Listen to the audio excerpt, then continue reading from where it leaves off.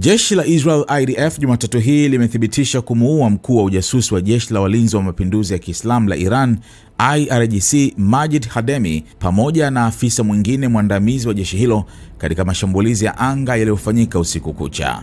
Kwa mujibu wa jeshi hilo, pia limemuua Yazdan Mir anayejulikana kwa jina la utani Sadrad Baheri ambaye alikuwa anaongoza kitengo cha siri cha 840 cha kikosi cha Quds cha IRGC. Kitengo hicho kimehusishwa na matukio ya utekaji nyara na mauaji ya watu wa nje ya Iran, ikiwemo shabaha zinazohusishwa na Waisrael.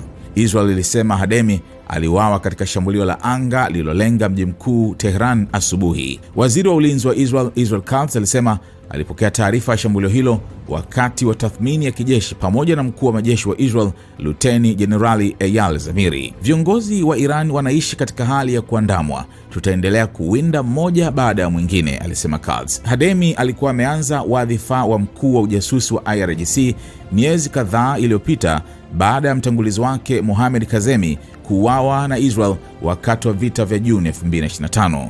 Katika taarifa iliyowekwa na shirika la habari la Tasnim la Iran, IRGC ilithibitisha kifo cha Hademi kufuatia shambulio hilo la anga.